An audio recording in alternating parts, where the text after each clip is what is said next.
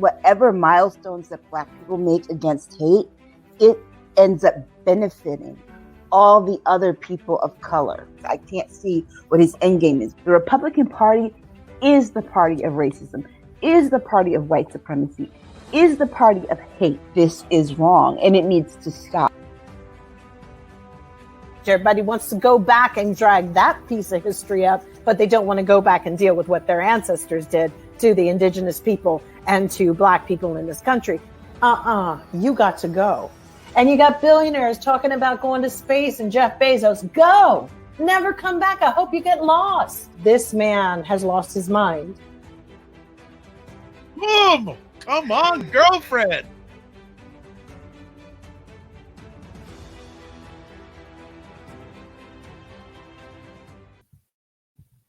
What is up, everybody? It's Dr. Vibe here, host and producer of the award-winning Dr. Vibe Show, the home of Epic Conversations, and I'm the host of Epic Conversations, 2020 Best Podcast News Award winner and 2018 Innovation Award winner given out by the Canadian Ethnic Media Association, and I host the only online broadcast in the world for fathers and dads that is sponsored by Dove Men Care. It's also co-sponsored by Dad Central, Canada's national fatherhood organization, and I am the board chair for the Global Food and Drink Initiative, which is a multimedia not-for-profit that showcases Blacks in the diaspora. They're doing their thing in food, wine, and travel.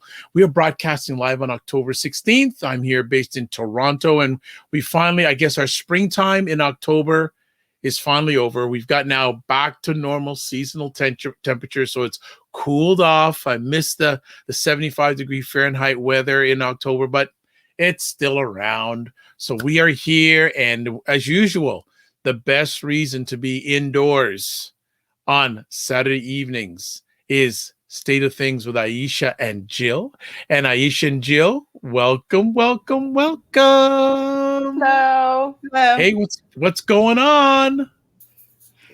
Pretty good, I guess. Pretty good, you guess? Pretty good? No, it's a wonderful day, and it's been really nice. Nice. To be out and about, Yeah. So Jill was, if you follow Jill and Aisha on Instagram, as you should, Jill was having some fun the other day with her. She was wearing a beret and laughing and chuckling. What was going on there, Jill? Oh, I just went out with my friends, Andre Simone and his wife, Catherine, and then my friend Anthony, Burnside, security extraordinaire, intelligence guy. It was just really great. They're like my little Algonquin table of, intellectual thought and critical thinking circle of friends. So we had breakfast this morning. It's been a long time, and where we all were actually together other than Zoom. So it was kind of like squeezing as much time into all the years and thoughts and great conversation into like 2 hours roughly. So yeah, nice. It was pretty dynamic. They're great people. Yeah. They are. Isn't it nice to be involved in intellectual, stimulating conversations? Yes, we definitely need more of it. Yeah. It was important. It's important to have, we all have a cross section of friends that we goof around with, and then there are just others that sort of keep you on top of things and keep you connected to some of the current events. And we should probably have one of them or all of them on the show at some point. Hey, you know what? I can have up to 10 people on at once. So we can get them all on. Anthony's actually been on before when we were just audio. Yes. Yeah. I think so. But yeah, I would love to have. So, hey, tell them the mic's open. You know what you can tell them when and at any time. Doesn't matter. I will, for sure. And I would love it. I would love it. Well, and Aisha is hardcore lady hoops these days, but her team last night. Brittany Griner, Phoenix Mercury, number 42. She was fire in the first game. Ooh. She was fire in the second game, too. 29 points. Scored the first 12 in the first half. I mean, it was sad that they lost last night. No, it wasn't they lost. They got whooped. They not lost. They got whooped. Yeah, it was an ass kicking. But I will say this, they've played the longest season of any team thus far because they didn't have a break in between the semifinals and the finals, and like Chicago had their break of at least a week plus to just kind of rest. Phoenix, they won against Vegas in the semifinals and went on to the finals the day after or 2 days after. So there wasn't much rest there. And I mean, the Sky came with 3 jobs to do: was to keep Brittany Griner out the paint, to make Diana Taurasi lean into her injuries, and to score as many points as they could off the turnovers. And so hold on. They got rid of Rachel Nichols at ESPN. Are you going for that job? I was thinking that basketball. You just laid down the whole series and going, okay, like, what do you got? Some sort of board in your back with diagrams and plays and all this and defense? I know. That is crazy. That's fantastic. Fantastic. So welcome Jen, welcome Chris, welcome Black Beauty, welcome Blue Rains, welcome Chris, and everyone else who's watching live on the replay. As all live, period. As always, please put in your comments. We absolutely love them. Now, for the regulars here, if you pray, please start praying now. And people are going to go, what happened? What happened? There is a certain one of all 3 of us who's going to Texas. Now, who do you think you'd be praying for the most of all 3 of us if we were going to Texas? So can you please put your answer in the comments, please? Right. I want to see who you would think you'd have to pray for in Texas out of all 3 of us. So I'm going to wait a second to see if anyone gets the right answer, because I want to know how much our family knows us. So everybody saying this. Yes. Okay, Jill, fess up. Why are you going there? Well, a lot of people don't know. Black Beauty, I'm pleading the 5th. So my daughter moved to Texas. Chris is going, oh no, Jill, you? Yes, question mark? Of all people. My daughter moved to Texas. She was doing some music and it happened to be there. You know, Texas is cheap, but the price you ultimately pay, stingy pays twice. So I'm going down to visit for a couple days and just scope things out. You know, it's like they're doing lots of filming and stuff down there these days, and yes, my thought is we've got to stop that. Just like they did to South Carolina, the NCAA wouldn't play there because for their championships. Yeah. Well, we need to do the same with Texas and like pull their businesses. It's true. I mean, there's so many things we can do that. Look at this. This is. Well, we may have to land on this for about another 10-15 minutes. Tamara McCauley goes, "This is purely selfish, but if you are coming to Texas, I hope you're performing somewhere." I might show out, but I'm not sure that would be considered performing, actually. I'm going to try not to. I've been trying to figure out the perfect mask selection that will be offensive. No, it is very... It's going to be interesting. I wanted to go. I did not want to go, but, and believe me, of all the people to have a kid or in Texas, I'm not that mother. It's God must be putting me to the test somehow. It's been hard. She definitely did experience COVID. We had a moment which I was panicking and very, very upset. Yeah. I think that, it's just been a challenge, but, I'm sure, like they say, I've got to reverse everything. It's like all the things you resist, they persist. So that was my mantra. Y'all heard how about it. And it's just fitting that it would be something that I would have to actually deal with. So I'm going to try to reverse that. So I get rid of that whole Texas. It's a horrible state. And I don't think that it's made and her or anybody else that I know who goes there thinking that it's anything else. It's awful. It's just a very oppressive, and it's proving to be even more every day as the days go by. Well, can I send you my mask that I have from it's Prince from Under the Cherry Moon holding the napkin, and it says Lord of mercy. Well, yeah, be my guest. Oh my goodness. Well, it's like just getting out of the gate at going through TSA and headed at the airports, and these people, I mean, we have them in California as well too, and that want to show out. So I'm kind of I'll definitely be on my guard, trying to stay outside the entire time pretty much, because they don't follow rules there. They don't believe in things like that, in anything. I don't even know. I honestly am trying to not talk it up, but but on a good note, yesterday was my anniversary. Oh, happy anniversary. And one interesting thing, we last night we ended up not going to a restaurant after looking at all these restaurants, and I was going, oh, I don't know. Everything's so overpriced, and look, I've kind of gotten away from eating meat too a little bit. Like, I don't want dead bodies on my countertops. I personally can't handle this. And also the state of things, like seeing, we had gotten a chicken a couple days back, and whatever they did to this poor chicken to kill it, they shot it with a buckshot. I don't know. It just was like, I've been done with all of that.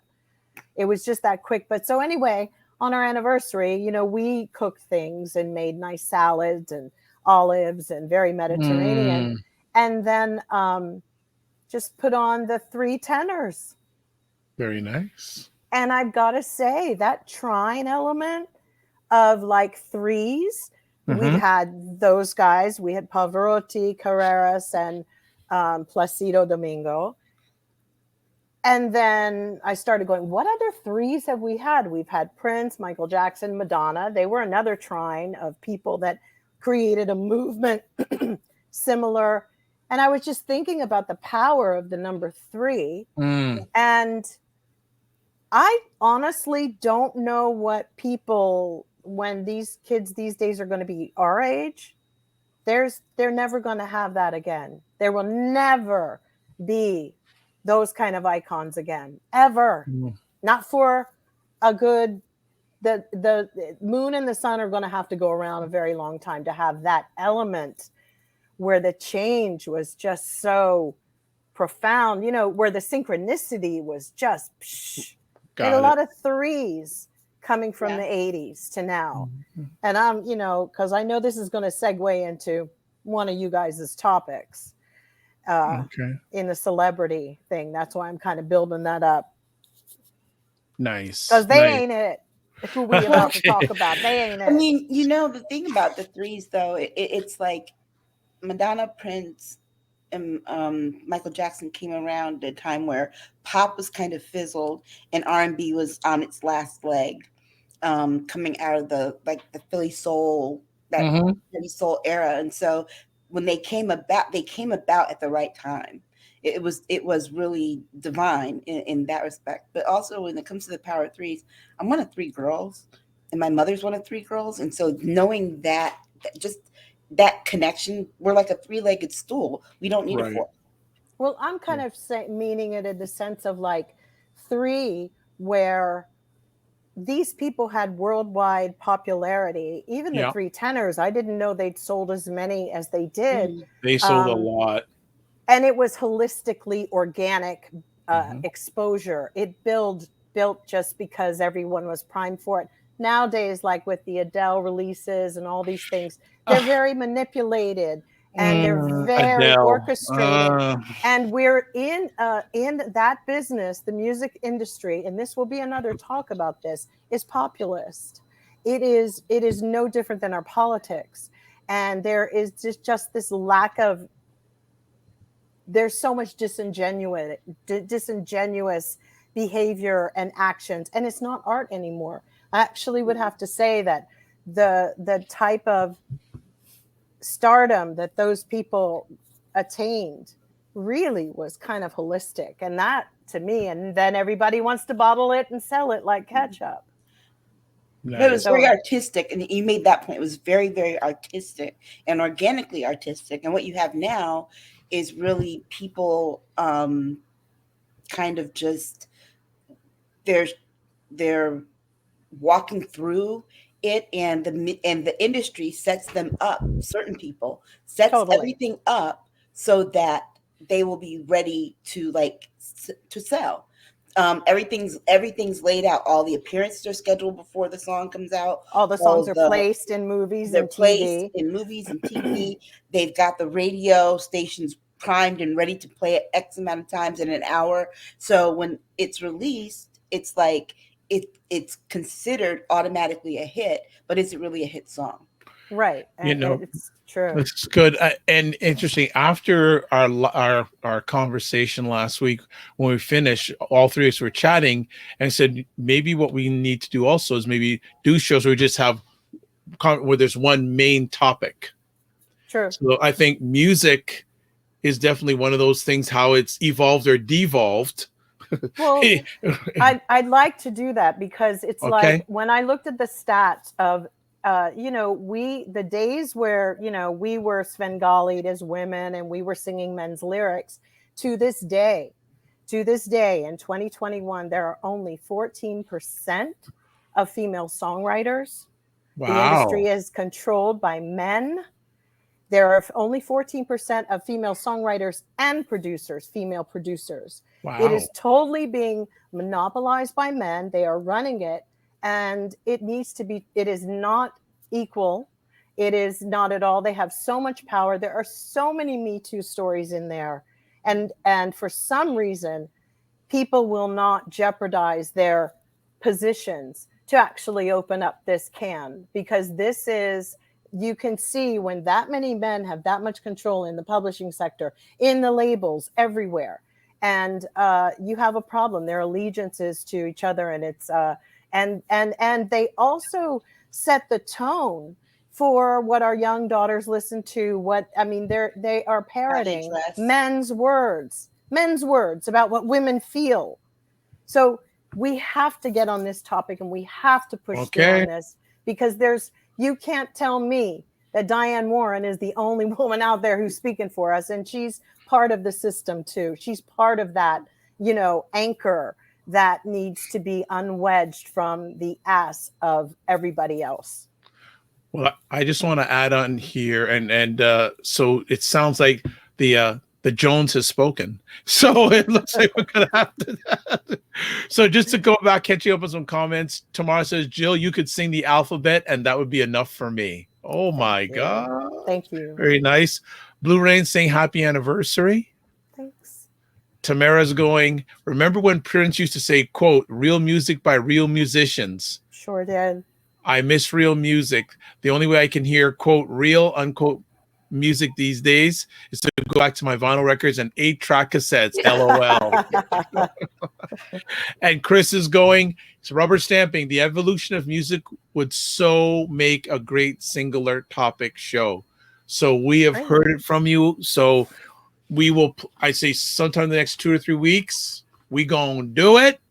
And we're gonna give you advance notice on it that we're gonna do that. So thank you, everybody. We went from Texas to the evolution of de-evolution of music. Wow, what a swing. What a swing. So let's get to our first. Go ahead, Aisha. Go ahead. Yeah, just one. Please. That my nephew's working on some music.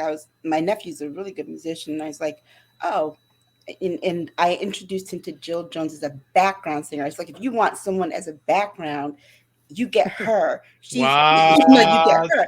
And my nephew was like, and he listened. He looked at your background. He was like, wow. That's all he wrote to me was, wow. Yeah, it's, you would have thought social media would have created better collaborations, better unity. No. And it hasn't. No. I think it's interesting. I think there's another conversation here.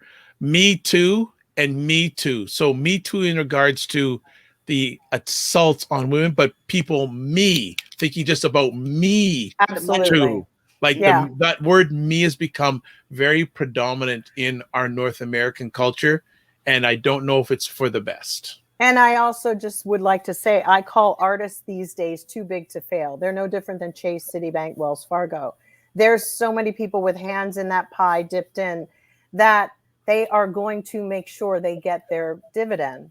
Mm-hmm. You know, it's interesting. We don't have as a conversation topic this week, but I don't know if anyone saw this video that went viral about I'll say non-melanated gentleman cursing and swearing about Meek Mill's recent album cover. Has anyone heard about this? No. Yeah, so hopefully maybe we'll come back to it next week, but Meek Mill's album cover portrays naked black women. There's a black woman bent over and her V is portrayed, and he went on there saying, black women, is this the way you want to be portrayed? And he was cursing, using all these, because this is a joke, and it went viral. Right. As he should have, because in my opinion, you know,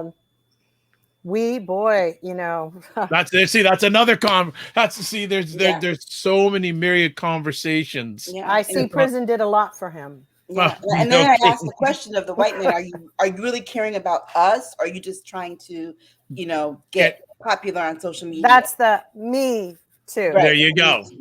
There you go. So folks, during the conversation night, if you have any topics that you like us to do like a whole conversation and you would be included in it, so either you'd be giving comments or even more, we'd love you to come on and chat with us. You know, so Chris is saying, yes, Ari Melber did touch on that this week. Oh, he did. Ooh, yeah. I wonder. I'm going to check that out because I love Ari Melber. Yeah. So there we go. So let me just put it down here. So let's get to our first conversation topic. So actually what we're going to do first, I'm going to show a video, folks, of make sure, hopefully we can make it play okay. I know the lighting may not be the greatest, and hopefully you're going to hear the audio okay. And let's bring up this video. Here we go. Standing strong. So,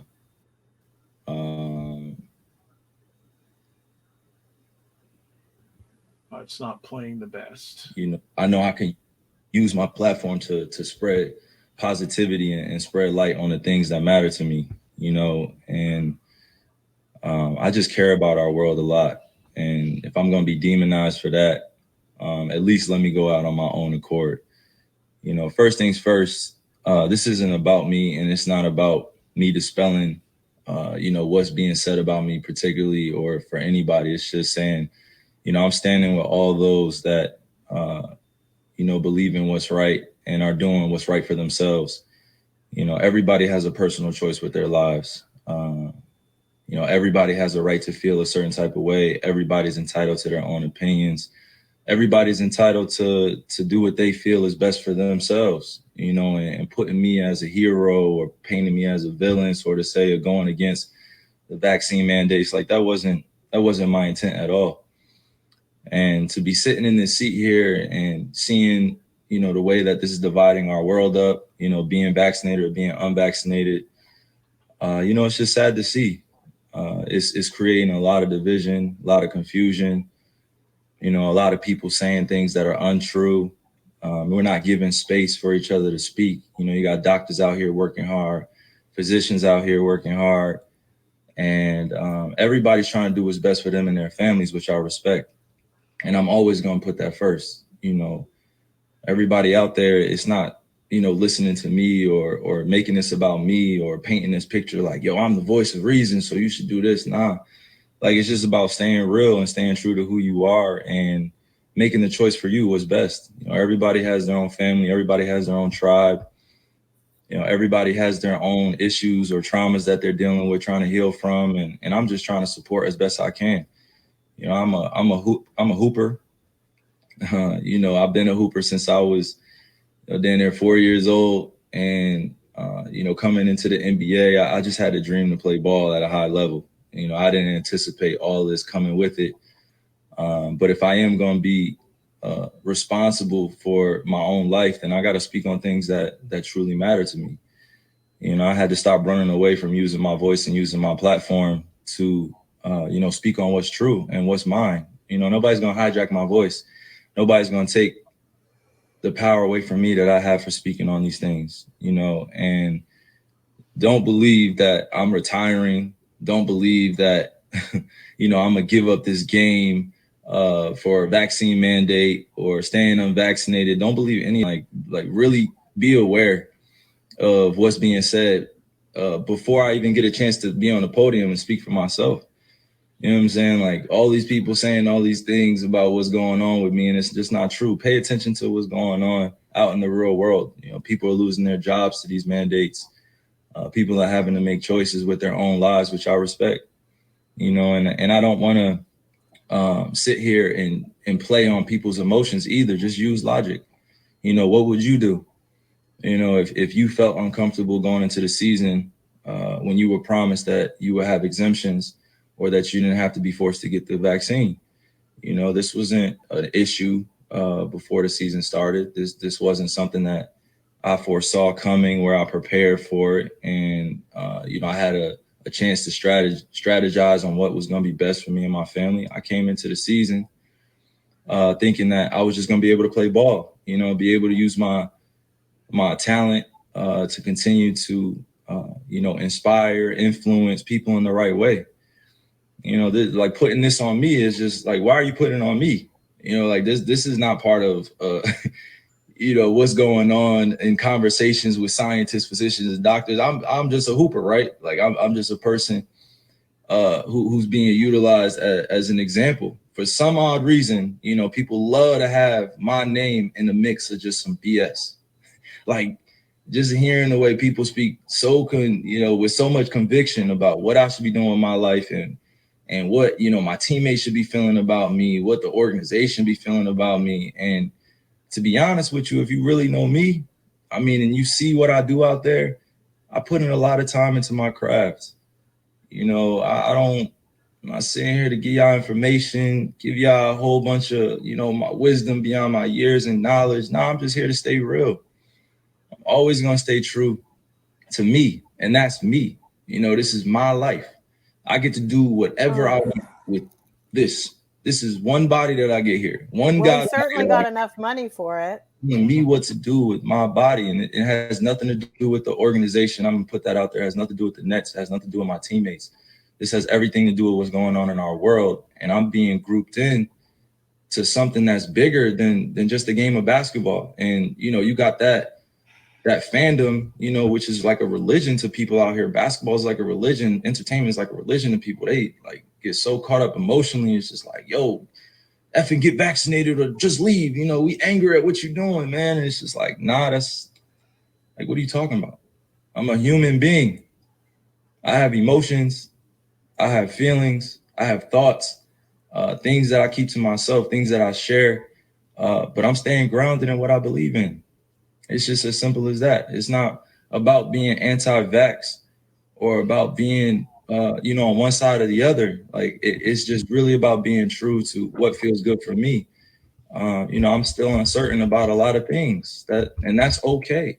If I'm going to be demonized for having more questions and taking my time to make a decision with my life, then that's just what it is. That's something I got to sit in. I know the consequences of the decisions I make with my life. I'm not here to sugarcoat any of that. But if we really going to be real, like it's crazy times we're in. It's crazy times. Like, okay, folks, I'm going to stop this because Jill and Aisha say they are on fire. So our first conversation topic tonight is, for those who don't know who that is, that's Kyrie Irving. Very, very good, very, very, very good basketball player who plays for the New York Nets in the NBA. And he has basically refused to take the vaccine. And basically his basketball team has told him, okay, well, it's not him. It's actually the state of New York is saying that he cannot play games in New York. If he's not vaccinated, he cannot play any games in New York City. So it's basically got to the point now where his team has basically said, you're not playing until you get vaxxed. This has caused a lot of uproar. And a few weeks ago, for those who don't know, Nicki Minaj made some interesting comments about vaccine status. So I thought I'd play some of the Kyrie Irving video. It could go on for a little bit longer, but people got the gist basically. And I know that both ladies have something to say. And I can see Aisha is already shaking her head. So when Aisha shakes her head, I step back. Go ahead, Aisha. I heard what he said. I heard him. And that was the dumbest I've ever heard in my entire life. I had COVID. I'm vaxxed. And it was rough on me. You know, then you have this platform, but you say what you're going to say and move on. He knew about the mandate. He knew he was going to have to be vaccinated. To say that he didn't know it was sprung on him last year in the Wubble for the WNBA bubble, that's when they got vaccinated. That's when they all got vaccinated, and they're at like 98% vaccinated, 99% vaccinated, and if the WNBA, it's owned by the NBA, and that was something that they had them doing, he should have already known it was going to come to the NBA, first of all. Second, yes, we make decisions for ourselves and for our families. The problem when you have a big platform like that is that other people take what you're doing and what you're saying to make decisions about their families. On one hand, it's like, yeah, I want to be me. I want to be free. I want to do what I want to do. I have this big platform but I didn't mean for it to go this way. And I'm not an expert. You're not an expert. Shut up. That's how I feel about it. It's like, okay, you decided to not get vaccinated. Okay, fine. You're taking the punishment. Okay, fine. And understand, yes, the country is divided over this issue, but it is a manufactured division that really started with the last president treating it as a political issue he could use with his base to score points and votes. Okay, we wouldn't have had this issue if we didn't have that situation. He politicized COVID, but also wants to take credit for coming up with a vaccine. And you can't have it both ways. So here we are in this position. People are killing other people, period. You might have the right, to live the way that you want to live. I have the right to live, period. And I have too much more in me. So Jill, just... Well, first of all, he's a flat earther. He believes the earth is flat. I'm not sure. He also believes that, other conspiracy theories. He engages all the time on his Instagram with conspiracy theorists, QAnon. He believes that Black people are being vaccinated so that they're hooked up to a major computer to do Satan's work. Not the sharpest knife in the drawer, guys. And he is a hooper. And maybe these hoopers should have been in class more than they were on the courts. This is what happens when they just give away those degrees and push them through because they're good players. He's dumb as a box of rocks. My personal feeling is, let him go. Bye. Go start a league somewhere else if he wants to. Go start a league with Ice Cube. But it's so interesting because these people are talking about Satan's work. They're doing Satan's work. You're in a situation that my church would have said, you do Satan's work every go out there and play in entertainment. Who the hell do these people think they are? They think they have the monopoly on what form of Christianity has deemed everybody's busy work as Satanist. There are some churches that believe in a Trinity.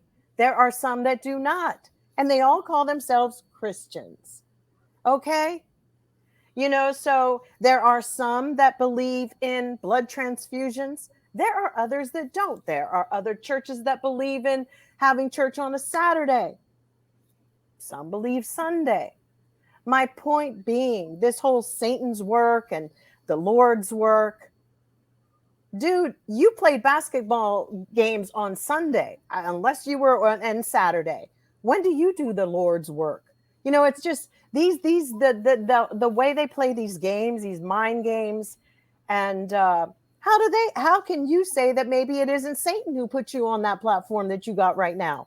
You got how many people who worship you and idolize you, which is a sin, but you're worried about Black folks being hooked up to do Satan's work. Do you ever think that maybe you're the Manchurian candidate?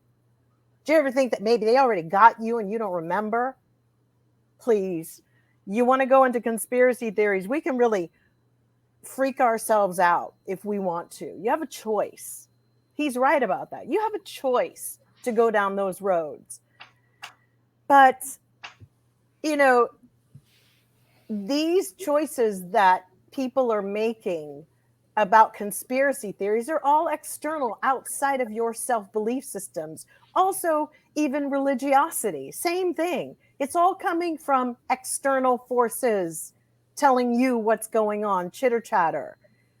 If he internally feels he doesn't want a vaccine, but he's playing games and being passive aggressive with the league by saying, you know, I never said I didn't. He is an anti-vaxxer. You're not vaxxed. You've got enough money to go sit on it, so everybody needs to let him sit on it.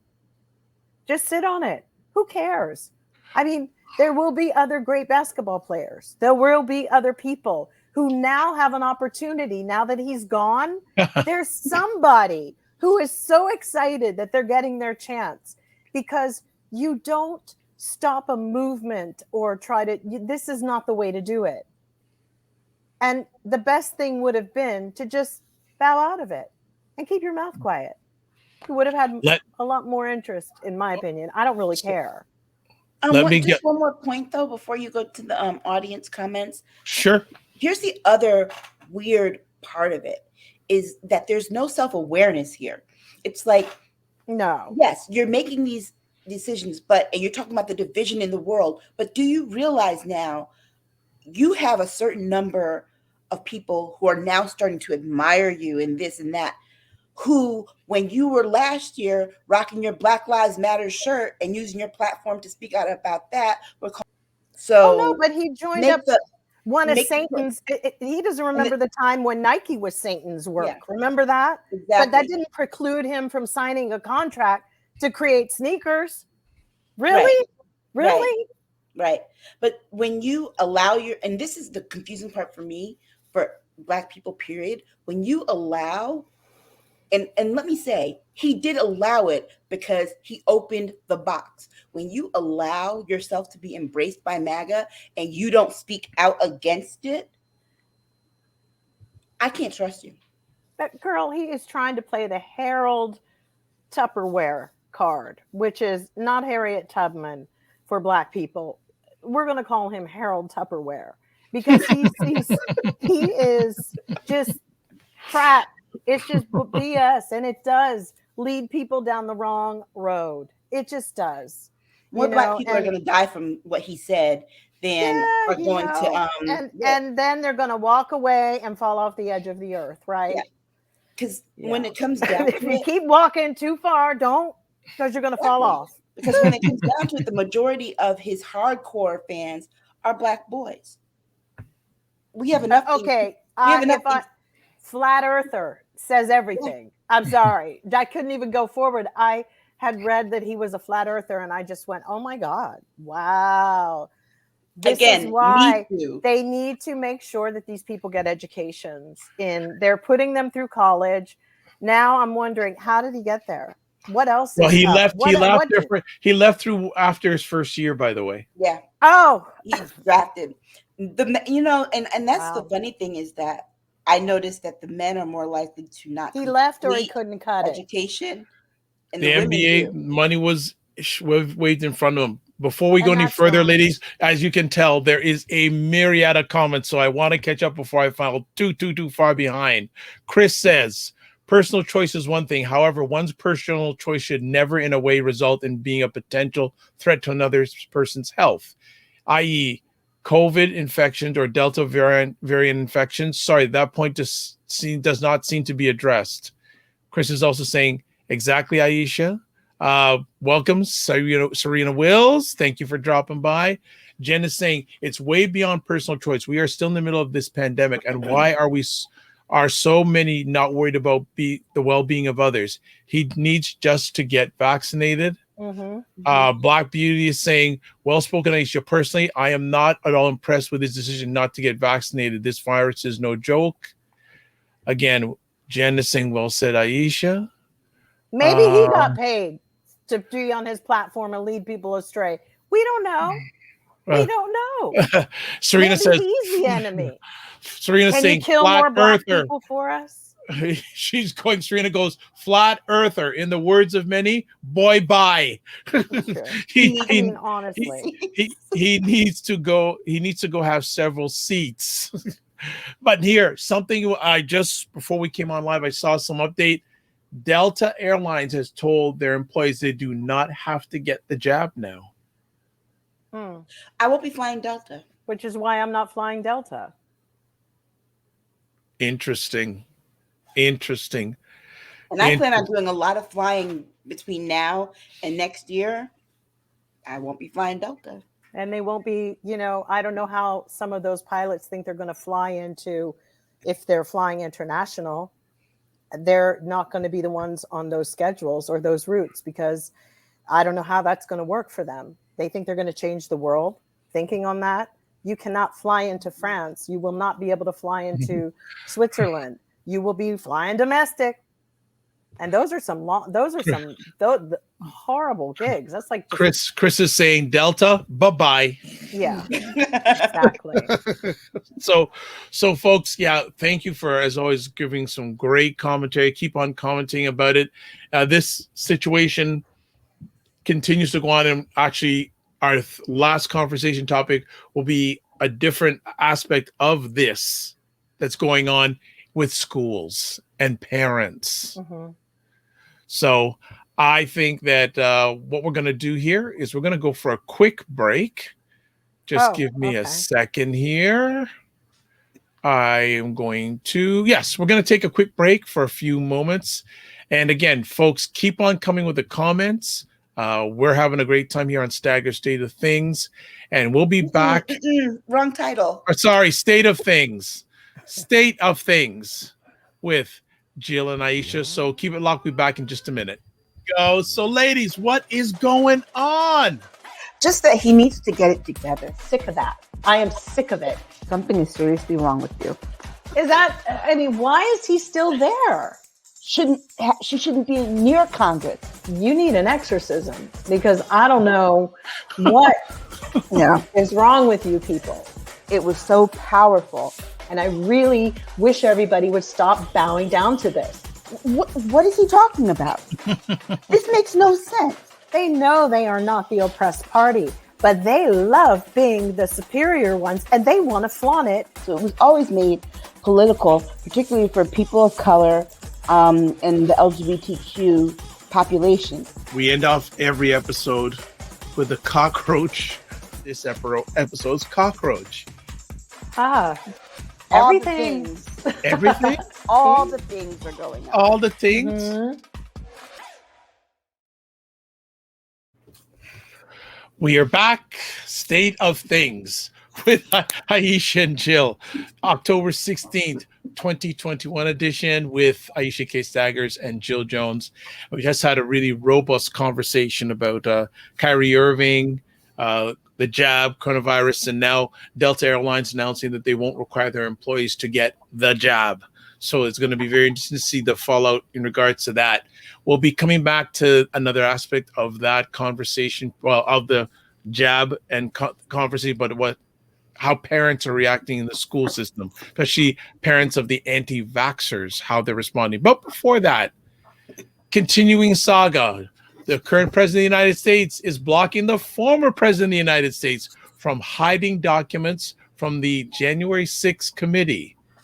Smart move by Mr. Biden, ladies? Yes or no?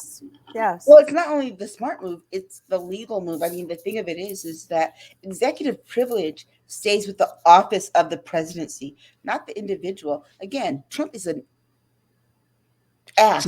Okay,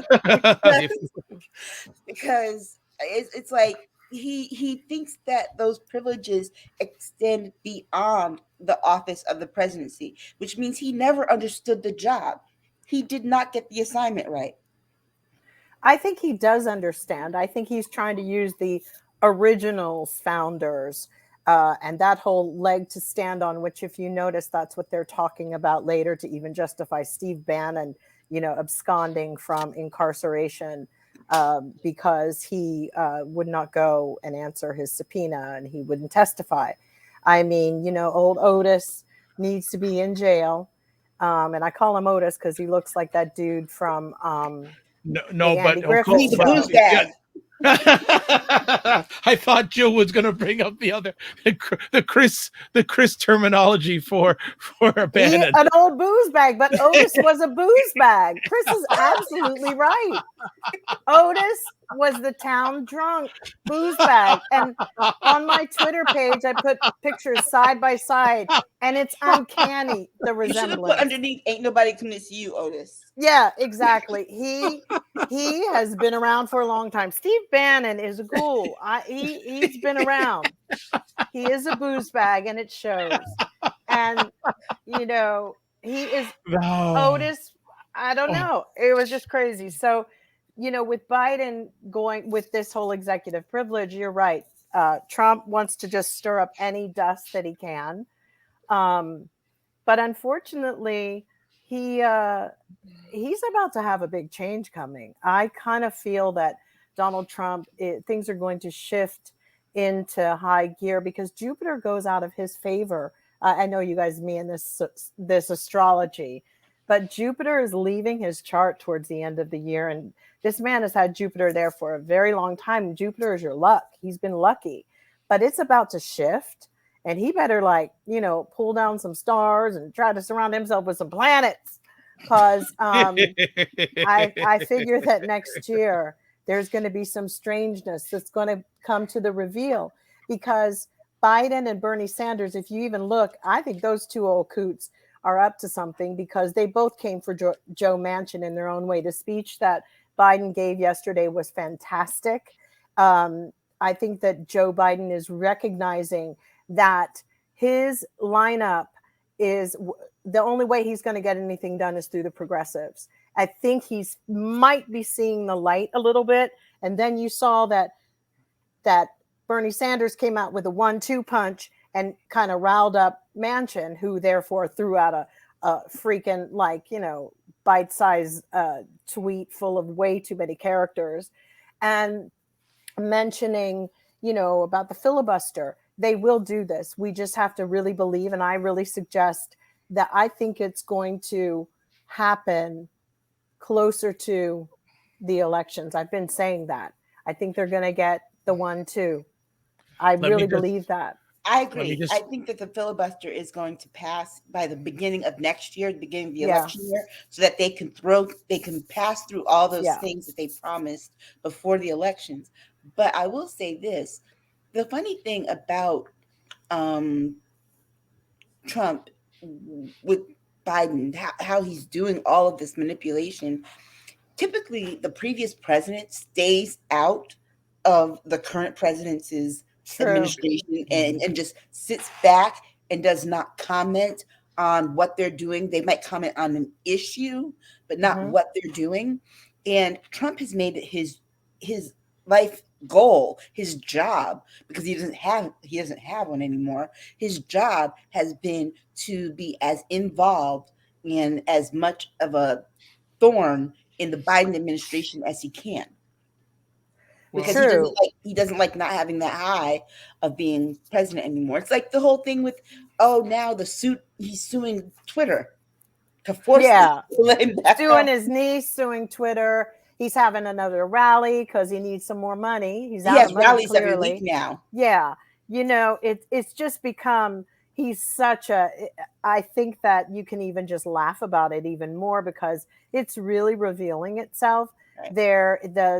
The election for governor in Virginia that's happening right now, you can see that the Republican candidate is really kind of distancing himself, doesn't really want to be because they're actually starting to figure out that he is a liability. And I do believe they want to charge ahead with maybe his fundamental concepts, but they don't want him in it. They don't want him in the mix. Yeah. And that's why he pulled rank this week and said, if you don't fix my election, none of us are going to, he's telling people, all the Republicans, not to vote at all. That threat was really like not to the Dems. It was more to the Republicans because they've started to not take his phone calls.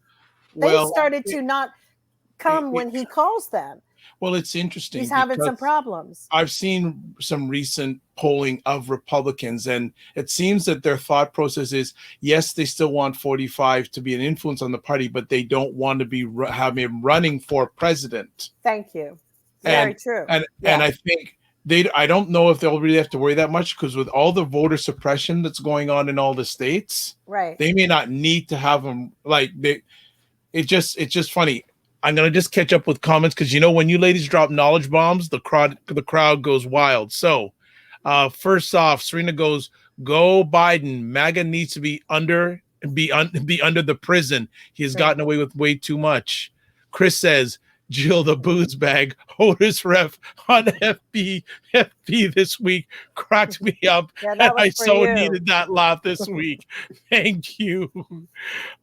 Serena goes, "January 6th, where I still live, still sets people in a panic. On a curfew in our homes, people rushing to get home by 6 p.m. and be off the streets. It was a very scary moment." She lives in the DMV, by the way. The DC area, not the DMV. DC area. DC, Maryland, Virginia. Oh, yeah. Oh, I didn't know. Yeah. As long as old as I am. Yeah, that's an East Coast thing. Yeah. Black Beauty saying the best thing 45 can do is to continue to tell the Republicans not to vote in 24. Hopefully they'll listen. And not to vote in 2022. 22, true. And Serena goes, "Yes, yep, Young King, but it's too late. All his ads talk about how 45 is the reason why he's running." So apparently you're saying he's trying to move away, but they don't want him physically there. He's basically stolen the strategy and just the hint of him, but he doesn't want him there because, Trump is bad luck. I mean, everybody he's gone physically and they actually lose. And I don't know what that's about, but they lose. When he shows up, it's like a superstition in the Republican thing now that they lose. The blonde horse face chick down with the stock market husband, and that one who was running against Warnock and all of them, they lost. Oh, the one who used to own part of the Atlanta Dream. Yes. Oh, yes. She lost, and then sounding all crazy. She sounded like somebody came and just stole her brain at nighttime, and forgot to put it back. That they just stuffed it with tissue paper. That's what she sounded like. Well, Serena adds on here, we are in the DMV, DC, and Maryland, Virginia. I have not seen one ad here yet in Virginia where Youngkin doesn't thank 45. All of his ads, it's too late. Youngkin needs to go away too. Yeah, I just am really hoping that he loses. I think we all are. And he might. I mean, anything's possible. I think they really can't. I don't believe any of the polls on a lot of the stuff because I think they're wrong. I don't think they're getting a good gauge on anybody. But it will be a tell-all to see what happens. But, they're stealing everything. The best thing that could probably happen, well, I don't even want to say that because I just can't say that out in public. So, Terry McAuliffe though has a really good chance of winning there because first of all, he is a former Virginia governor, but he's coming back with a new game. So he's not he's not leaning into that. Oh, well, I did this before. I'm going to run the same way before, because now he actually realizes that he cannot run the same way that he ran before because the country's not the same way it was before. And he also is, as much as he can, he needs to lean into Charlottesville and remember that Trump set those people out there, and someone died as a result. Yes. And make sure he puts as many pictures of the young lady, Heather Heidi or Heather as possible in those ads. But people don't care about death. This is the thing. The Ghoul Party does not care about death.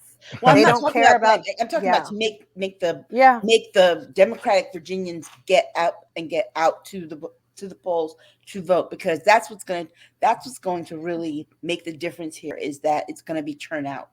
You know, it would be great if the country had a heart. Like the other day, they had a hashtag running, empty shelves, Joe.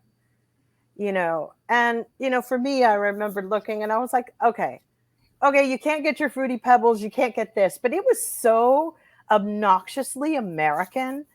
We have so much food in this country. No matter what, we throw out more food than we can manage in a day. And everybody who probably could use skipping a meal every now and then, and we're disrupting the climate. And sitting up here saying empty shelves. How about your efforts? You know, how about your minds? Because that's worse to me. That's what's happened in this country. They don't care about anything. It is like Veruca Salt from, you know, Chocolate Factory. I want it now, Daddy. It's like you can't tell America. You know that Jill's in fine form when she starts going to her Old English. When Jill goes into Old English, you know she's in fine form. It's so embarrassing. And people from Europe had another thread going on about the nasty, ugly American. And there we are, all over. That's us. And I can't say that they are wrong. It is just like I want it now. First of all, our supermarkets always look jam-packed with food that I'm always amazed that people, more than anywhere in the world. There's no other stores that stock the way they do here. You know, they stock so much here that I'm always concerned, where do the rats go to get the food? Because there's so many rows, layers that you don't even know that there's stuff there. You know, you kind of tell people like, yo, every supermarket has rats, everything, you know. But that's what's happening, but not in America. It's all about how it looks, how we got to do this. And in certain regions, people lost a lot of things to the floods that happened because of why? Climate change. So then that begat what? Rats in supermarkets. They're everywhere in these flood zones. People are putting marigolds out to distract them, sunflower seeds on floors. In New York, I've heard of a few going on, and in different places. But our country, with whatever Biden is trying to do, it's the first time he stepped out and and pushed his nose in something. And I hope he's pushing Merrick Garland. Merrick Garland. Where are you? Just because that's the problem. That's the problem with Steve Bannon. If they don't vote on Tuesday to incarcerate him, we're gonna then we have every right to hit the fan and hit the ceiling and hit the sky, because that's so key. We know that the House is going to vote. We know that they're voting to have him locked up, and if they don't, then our country's dead. And then we have many more people infiltrating it than we really thought who are playing in this. And then there's only a couple ways out of it. There shouldn't even be a vote on this. It's true. If it was just a black man up there, if that was Barack Obama, they would have all driven in their trucks and gone and picked him up. And let's just be honest. The thing about all of this, not to bombard the conversation, we have we're all sitting here trying to digest that America was a country that's been built for white people. That's what it is. And now we're fighting to show it's been revealed. The veil is off. That's what it was created for. And if you think those founders had any freaking sense, let me tell you something. Thomas Jefferson had an issue with the metric system because the French created it. He sounds like a real head too. So don't go on about how wonderful the founders were. I mean, those syphilitic old turds, we hold them up like they're deities. We hold them up like they're deities. Things need to be fixed in the Constitution. Hate speech is not free speech. I'm sorry. There's a big difference, because if you have the right to throw hate speech at me, I got a right to shove my foot up your behind. Sorry. Yeah. All right. You've got a right to play your radio and hillbilly music at me as an African-American family. I have a right to respond and retaliate. Yeah. You throw hate speech, I throw hands. Okay, Serena Wills just catching up here, talking about the race in Virginia. He has to lose, or we will move out of Virginia. I cannot stand another 4 years of foolishness. Early voting has already started in Virginia. Pray for us. All will be revealed on election day. Praying Terry gets in. Black Beauty. Amen, Jill. We as Americans are so uncultivated. Me mentality is actually shameful and right on regarding Merrick Garland's DOJ and lack of inclusion of all. I mean, it's like I said last week when I was quoting what Ellie Mistal said. They should have had the papers ready because they already knew Steve Bannon was not going to show up. I don't know if they thought that this man would have a crisis of consciousness and decide all of a sudden he's going to do the right thing. When has he ever done the right thing? They should have had those papers ready, and at 11:59, tick, tick, tick, midnight, find a judge, because the truth of the matter is there's always a judge who's awake. You can always find a judge to wake up. Get that done. 12:01, have the papers done, call the judge, get the papers done. 8 o'clock in the freaking morning the next day, pick him up, swing in on him like they did on Roger Stone.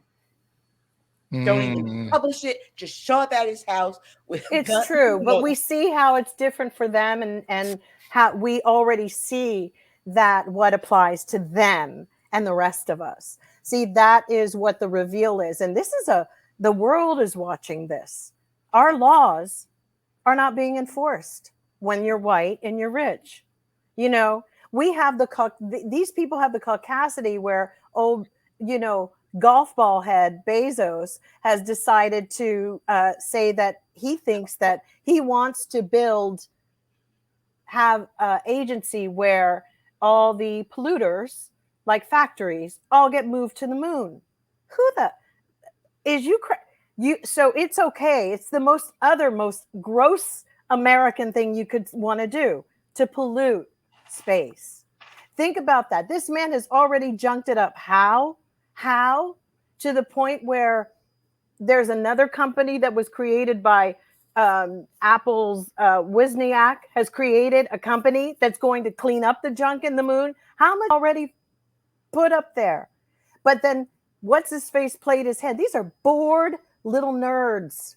And I've said it a million times. The day you turn the keys over of this country to a bunch of angry nerds who were rejected even by their own mothers, I'm sorry. These are the angry guys at the schools. This is them. The ones who couldn't get the girls. And who couldn't get the girl. Now they get whatever. And God only knows what they do to the girl when they finally get her. Yeah. See, this is my whole thing. There was a reason God made some people less attractive than others. And there's a reason that some people are maybe more attractive. But we got to find balance in all of that. And I know it sounds a little superficial, but to take stuff and move to pollute in space, that I cannot believe this. People get too much power, too much money, and they're bored. And they're horrible human beings. That's just disgusting to me. So there we are. And I just hope that, unfortunately, we're at that era. You can't shame them. You can't call people out for stuff they've done. It doesn't matter. They don't care. You could say, you eat babies for breakfast. And if it's true, America doesn't have laws that would go and arrest them. Yeah. Clearly, they are showing video of the bomber for the insurrection side by side next to Marjorie Taylor Greene. These young kids on Twitter have created it where you can see the gait is almost identical to the way Marjorie Taylor Greene walks. Even the way her right leg drags and that bow leg, it's just uncanny. And the citizens are doing the work. The only thing we don't have now is the power to go and arrest them. And I think that if anybody sees Steve Bannon out there, they should make a citizen's arrest. All right, let's go ahead, Aisha. We're at a point too where we have to stop saying that no one is above the law in this country. Yes, they are. There are people who don't pay their child support and aren't allowed to leave the country, right? There are people who they enforce on the little guy every damn day, some law. And if they don't have a subpoena, they're shot by the cop when they stop and say, oh, you have a warrant for your arrest. And then they blow their brains out, black men on the side of the street. Sometimes those warrants weren't even legit. But no, Steve Bannon gets to take his big old husky self, husky man somewhere else to do what? To not show up for a congressional subpoena? Are you kidding? What would Joseph McCarthy have done? Okay? That's all I say. What would he have done? But you know what, though? The truth is that he was one of them. Joe McCarthy would have been one of them. I know he was, but the whole truth is, just imagine what they would do when we don't do it. See, Democrats, and here's another thing, another little piece of advice. Democrats keep sending you letters and things that you've signed up for and want you to donate money. I will not donate to a Democratic campaign at the moment until I see some action. I have said that. I was a dedicated person who would donate hard-earned money, and now no, I don't give a damn who's running. Val Demings has asked for money. All sorts of people send you emails every day. And no thank you, I won't, because I'm not seeing action. I was from the Democratic Party. I had a monthly donation. I did. Me too, and I got rid of mine for years, and I stopped after this election. I stopped because I'm like, you're not doing anything that you even said you're going to do. What are you doing? They're looking like, fools up there. Okay. They look like fools. So let me catch up here. Serena's saying hate speech is not and should not be considered free speech. She loves that quote. And Chris says, Bannon has no conscience or proper hygiene. Seriously, though, Bannon needs to be locked up. When the law doesn't work or is not enforced after 45 is out of office, we can all kiss democracy goodbye. It's true. Yeah, I mean, when the country lacks the fortitude to go and pick up the president who started the insurrection and sat by and told the National Guard and everyone to just stand by, don't move, security, don't give them any help, because he liked the fact that the size of the crowd. I'll tell you what, knowing that the Capitol Police now have gotten emotional care dogs to be with them and whatever, I'll tell you one damn thing. Anybody, the next protest, whoever kills a dog, that will jump set everything off in this country. We don't care about people, but those people will come out of the woodworks. And I think there would be swifter justice had they killed dogs, right?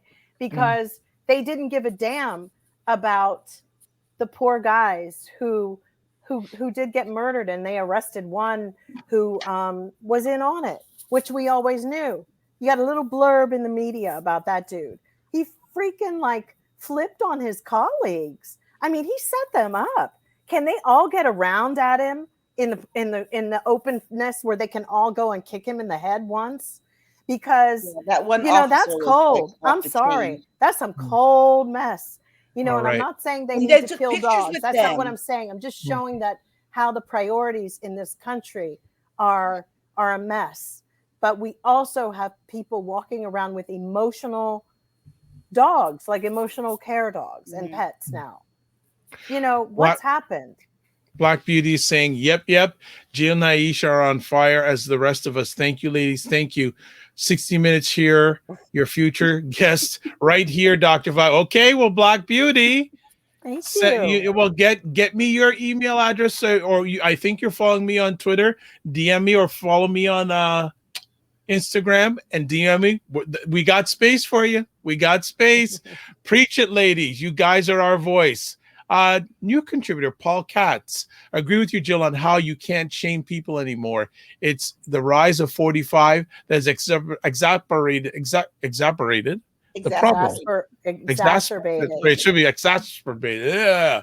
The people who follow him see him get away with everything and think, I can too. That's it. That's exactly it. And you see that even if you're raising, I don't know how these people run their households. I must have been like a, really hard person raising my daughter, because, I did have a situation once with my daughter, and timeouts weren't working. And I was like, damn, what am I going to do? And in the midst of being so much, I'm like, I'm going to take away your stereo. I'm taking away your iPod. I'm taking away whatever, right? She stubborn, didn't care, standing there. And then I was like, I'm taking away your bed. And so then it just, okay. And I remembered I was backed up against the wall on this. And I said, now, wow, this really escalated. She was like 10. And she was going to wear me down. And so I said, wow, I'm going to seriously have to take away her bed. Go in there and start unscrewing it. And I take away the bed and put it in the living room, because New York apartments are really small, guys. I had this big old bed in the front room. And then there she was, stubborn as hell. Sitting on it? No, the dog Sadie was looking at her down the hallway, seeing her getting ready for bed. And she'd go, good night. And then I'd see her with a little towel and looking like freaking Gandhi going into the bedroom to go to sleep. And this went on for like a month. Like it was like, what do you do? It was a standoff. But the thing is, Democrats have lost control, is what my point is. When you lose control and you make a lot of threats, you actually have to act on them. And you don't act on them when you're finally backed up against the wall. You have to always, I'm all for maintaining some kind of calm. And I know we get like, oh my God, what are we going to do? But the reality is these timeouts are not working with Republicans, and you have to do something. And if it's a standoff, you have to have a little bit of tough love, and don't wait till they play you, because they are stubborn and they're unified. That's the difference. They are more unified. We've got the liberals, and then we got the excessive liberals who are like, well, I don't think it was really right that the anti-vaxxers can't do this because, and then it just goes on and on and on. You know what I'm saying? What happened to, we all got our kids vaccinated to go to school. And I'm sorry, I wasn't none the pleased when they would send out the letters of the ones who weren't vaccinated. Jill, you're perfect, because we're segueing now. Well done. But just before we get to our last conversation piece, Serena goes, I can imagine the bed in a small New York apartment. Yes. You probably have to walk over the bed to get anywhere. For a month, I just was like, what am I going to do? I'm like calling my friends. I don't know. She won't back down. So funny. Well, let's get to our final conversation piece tonight. Some school districts in America are banning books that even mention the struggles of BIPOC, LGBTQ, Holocaust, Trail of Tears, Japanese internment, MLK. Aisha, you brought this one up. Yeah, because I saw it yesterday on Joy Reid. Joy Reid was talking about it, and then who comes after? Chris, Whining Chris, that's what I call him, came after her, and they were talking about this book banning, and they were talking about the school districts. These school board meetings, first of all, are getting out of hand. There's no order. People are coming just to scream at other people, and they're, it's like they're rooting for racism. They're rooting for sickness. They're rooting for all the things that we should find repulsive in this country. And one district, one or two districts, of course they're in the South, are banning books and telling teachers that they can't keep Chris Hayes, I know, whining Chris, but they can't keep certain books in their school, in their classroom libraries. And so they gave them a list of things, or like, because parents complained that a kid came home with a book about the Holocaust, and a parent complained about the book about the Trail of Tears, and one complained about a book on the internment camp. One complained about a book on Martin Luther King. And that children's book on Martin Luther King was way whitewashed. So even just the mention of Martin Luther King's name in a book was enough for them to put that book on this list. And they want They don't want them to have books that, like, one of the books that came about that was under serious contention was a book about Ruby Bridges for children. And if you don't know, Ruby Bridges was the first, as a kindergartner, to integrate a public school in her town. And she's the one that had to go to school, little 5-year-old girl with National Guardsmen, just her, every day. And all the parents pulled the kids out of the school. So she was the only child in the school that year. And so they want to ban this particular book because it makes white people look racist. It makes white people look like villains. And it's like, but it's the truth. They don't want the truth. They want these white houses and picket fences and Leave It to Beaver episodes in books where there's the books that they will allow on these issues.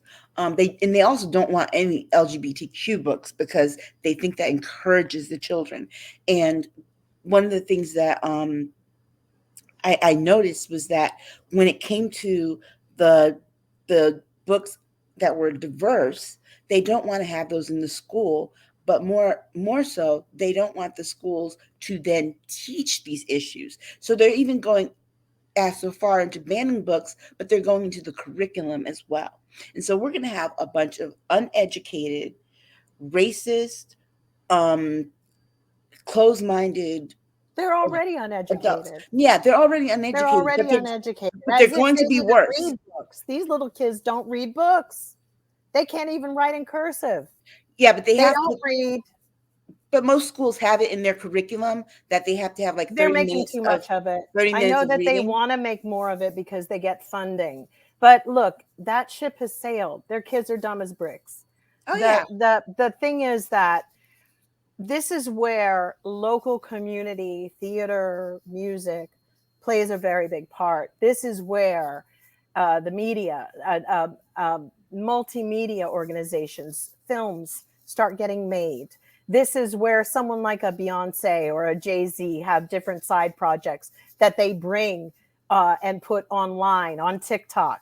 This is where the money starts to go, because I'm telling you one thing, the more you tell your kids what they can't have, the more they'll find and look for it.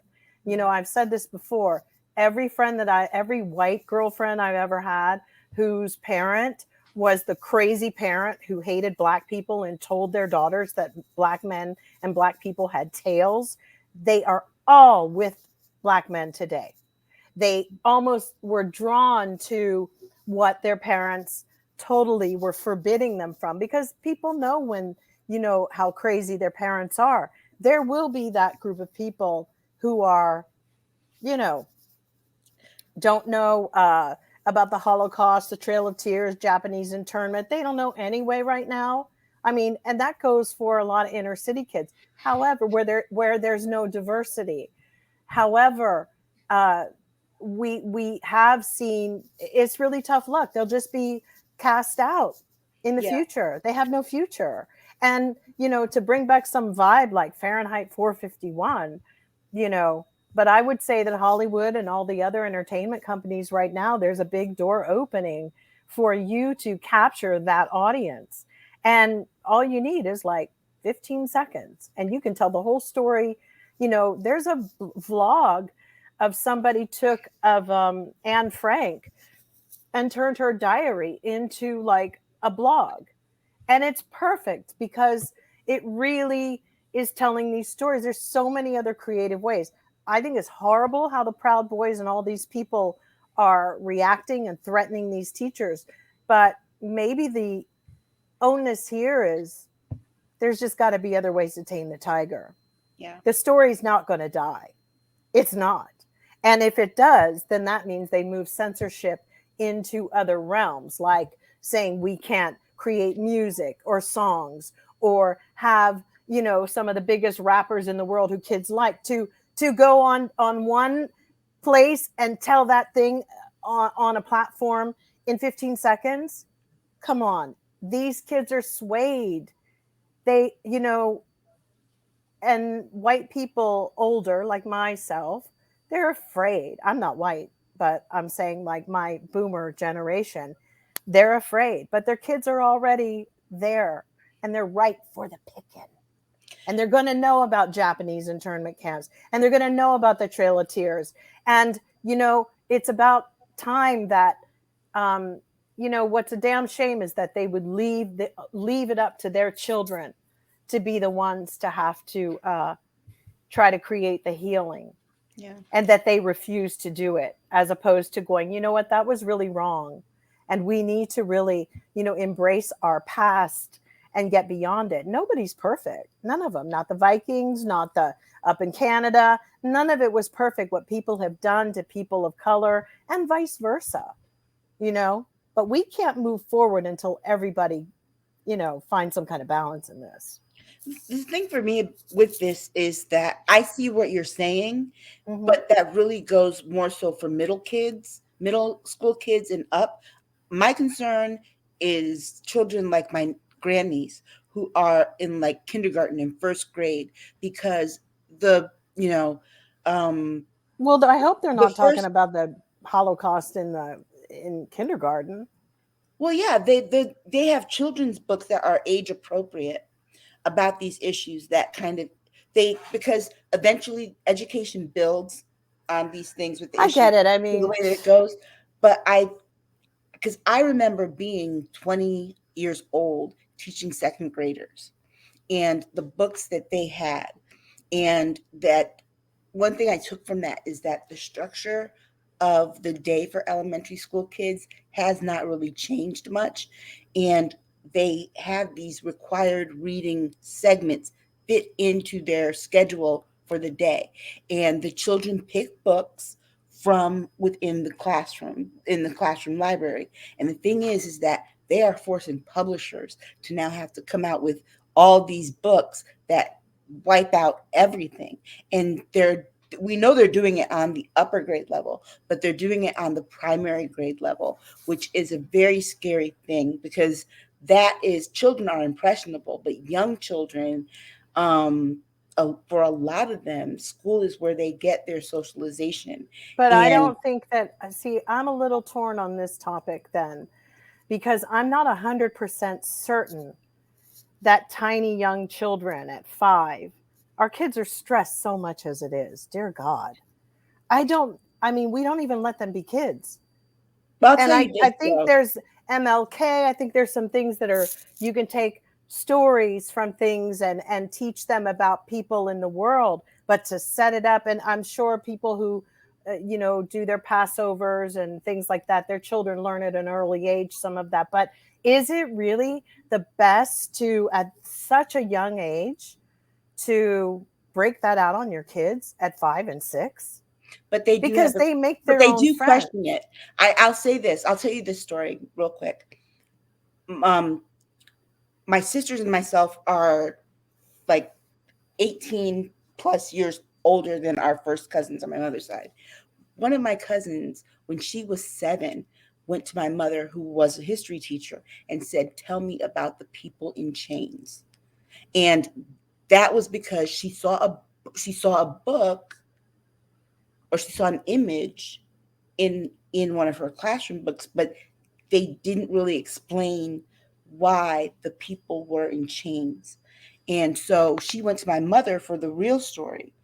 Um, but this is, you know, the kids are very perceptive about things. They're going They're to only see those perceptive things. because people have no respect for children in this country. They run their damn mouths all the time.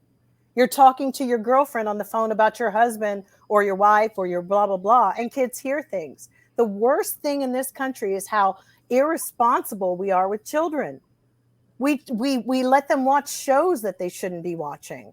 And then those kids come and tell your little kid something that they saw because it's okay in another household. There's something called just decorum. I mean, in my opinion, I think it's a little young to be breaking out that story. Of course, if it comes where you have to explain, but I do, you know, want my kids to be kids, and there's got to be a way. It's like I told everybody about when you jaywalk in Germany, and they will turn to you and go, "There are children around here." Mhm. in German or whatever, in English, like your behavior, you're like, well, I'm going, it says green. That wasn't the point of that lesson. The lesson was there are children and they learn that lesson. You know, I'm not saying everybody's perfect in every country, but we do let our kids get all up in it. You know, why? Because they're making money on TikTok, letting their kids do stuff. They let, you know, I get it. We're stressed. When I had my divorce and my daughter was really little, I said some very inappropriate things with my girlfriends about this and that and that. Losing, and there's no excuse for it. Our main job is to protect our kids. And some of it, they need to be, you know, I don't think that everybody, I'm not saying all of this, people of color and all of that needs to be totally censored, but it does need to be looked at what is age appropriate or to help people to address things. Well, that's what I'm saying. It is presented in an age appropriate manner. But people are so negligent and reckless with the information and not. I'm not talking about parents. I'm speaking solely. Well, that's one of the biggest problems. That's where everything is formed. I know it's one of the biggest problems. What I'm saying is crazy parents got their kids up all night filming on TikTok to get some likes. It's disgusting. But when they get to school, the education that they're given should not be censored. It shouldn't be censored, but white people feel okay about things that were horrible. There are ways to tell stories, to be a great storyteller with our children. I remember the story, it was on some TV show when I was little, and it was about a Jewish boy and a Catholic girl, and they were very young, they were best friends, and their parents had the issues. And then they got on a boat and they were trying to run away, and you know, the boat capsized over a waterfall. I think they lived up in Niagara Falls or something. But the point of it is, it was really, you know, at the end of it, it was about how discrimination and all prejudices, and there's just ways. But personally, we are not there as a country with every book that's disguised with its subtle racism and all of that. Everything needs to be evaluated out on a table, and there should be a nationally, not even state. The states should not get to decide this. I think that's the problem. There's not enough, you know, national unity in this country because we've let the states determine so much. And that's why we have the separation, because they've given the states way too much power. We are a national country and we need to start acting like one. Not state by state by state with the taxes here and this is that and this is that. It needs to be a national country. Yeah, I think most people don't realize that the Department of Education, for the entire country, their bigger focus is on higher ed. Well, and Randy, what's her face? You know, I'm so tired of just hearing that woman's name. It's like these if people can't get the job done in a quick course, a short amount of time, move that one out and get somebody else in. It's too much. It becomes too political and politicized, and we have a very serious problem. But then it's sort of like us having lobbyists. Okay, we got rid of the earmarks when we were doing legislation. And then what happened? Oh, damn it. We have lobbyists. And that's why we have Joe Manchin and Kirsten Sinema, which, to be honest with you, we need to make Puerto Rico statehood and DC statehood. Get different representation and say, bye-bye, Sinema, bye-bye, Manchin, because that's what has to be done. And if Democrats don't start thinking about how to get a crook, I'm done with them. Yeah. And just a hint, the Department of Education for the country is run by he was plucked out of Connecticut from the State Department of Education. That's great, but it's sort of like I'm just saying because people here kind of know a little bit about. There is so much money behind these movements, the LGBTQ, the BIPOC. You know, one interesting thing, a lot of people have an issue with Dave Chappelle right now, but my thing was how one thing he said when he said to the LGBTQ, boy, you all really knew how to organize. I got to give it to you. And he's right. But why haven't Black people, or why we are not that unified? Why? We don't have that money. We don't have that money. And here's the thing. It's just too critical of a time where we have to look what's behind the veil and who's involved in these organizations, that it's not just simple storytelling to your kids. It's like they get a whole shipment of books of somebody from the far right who gets a big payment in his bank account, and he sold a bunch of to your kids at school or the education system.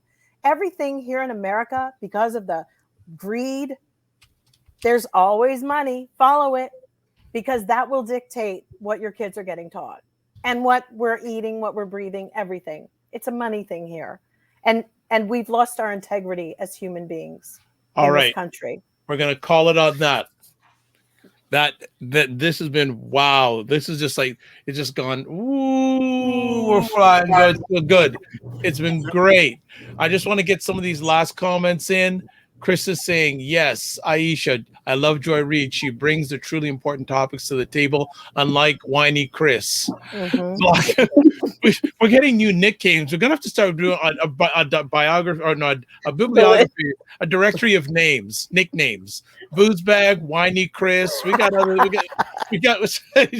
every. I love saying boozebag because I know Jill's reaction. I love boozebag. Mm-hmm. Black Beauty saying it's a reflection of how disconnected educators of this era are, because you're elite and connected educators were always able to capture the mindset of students to rise above the ugliest stench. Paul says people who. Before you go to the next comment, the one thing that disturbed me was Joy Reid played audio of a principal telling the teachers what they could and couldn't say, and she was just kind of rolling her eyes about like, yeah, I know, but believe me or not, parents have called and complained about this, so don't do this, don't do that. But it's true. I mean, what do we do? Yeah, some of them are not infallible either. Not everybody should be a teacher just because you can't find something else to do with your life. Hey, Paul is saying the people who want to ban books or eliminate history, one, know their backwards consciousness is dying out and they're desperate to stop that. And two, they fear minorities, justifiably fighting back. True. Black Beauty, of what perils of white history caused, and this made most Caucasian children rise above what their educators did in the mistreatment of others. Their ancestors did, yeah. Mm-hmm. Ancestors. And then Chris is saying, agreed, Jill, children need to be allowed to be just that, children. Yeah. And as always, Jen gets her wonderful comment at the end. Such a fabulous show, everyone. Well, such a fabulous audience, you all. That's what I want to say. That's what y'all want to say. Incredible conversation. And it was funny because before we went on live, we said, are 3 topics going to be enough? Oh, yeah. Oh, yeah. We covered a lot. Oh, yeah. We covered more than enough. This is all good. But again, another epic conversation called State of Things with Aisha and Jill. State of Things again. State of Things. And as always, we want to ask if the ladies will be willing to share where you can contact them. First up, Jill Jones. I am at Jill D. Jones on Twitter. If you want to find me, check me out. And we go to Aisha Staggers. At Aisha Staggers on Twitter, or at AK Staggers on Instagram. Wonderful. And myself, if I can get myself here, there we go. The best place to find me is basically just go to my website, and I'm going to pull it up here in just a second if I can find it. And you know what? I can't find my website address. Well, the drvibeshow.com. That's the best place to find me. As always, I like to, here we go. The Dr. Vibe Show. There we go. The drvibeshow.com. We got it. We got it. We got it. As always, I'd like to thank everyone who caught this live. Do a roll call, and let's see. We've got Chris, Jen, Black Beauty, Paul, 01 First. Who else do we have? Serena Wills from the DMV. Thank you coming in from the DMV, who did a great, she was great earlier on last week talking about ovarian cancer awareness. please catch out the replay. Catch the replay. Speaking about replays, thank you everyone, and those who didn't, I didn't call. It's like my head, not my heart, or you didn't make a comment. I don't have AI. Sorry, I'm not there yet. As always, we end off our conversations with this: live your life as a dream. If you can dream it, you can make it. Sometimes you have to get smaller to get stronger. Block assumptions and aim bigger, aim better, aim higher, aim wider. Catch us next Saturday, 9 p.m. Eastern time for more State of Things with Aisha and Jill. Remember, if start the prayer vigil for Jill in Texas, start it from now. Please, thank you very much. And always like to say, remember to give yourselves grace. Really do. Remember to give yourselves grace and work on being a better human each and every day. All right? And Black Beauty says, thank you, Black Beauty. What a beautiful audience, as well as our ladies and host. I don't think I want to add anything. Oh, I will say, subscribe to the Dr. Vibe Show on YouTube and Facebook. So when you subscribe, you'll get up to date on when we are going live. And as always, if you have any suggestions for topics or you'd like to join us, Black Beauty, you said you're ready to come and join us. So I'm watching you now. You said you want to come on. So, and I know that Jill has a way of getting in contact with you. So it's worldwide. You put your foot out. So I want you to make it happen, all right? Thanks again, everybody. We have an awesome time tonight. God bless. Peace and well. Keep the faith and walk good.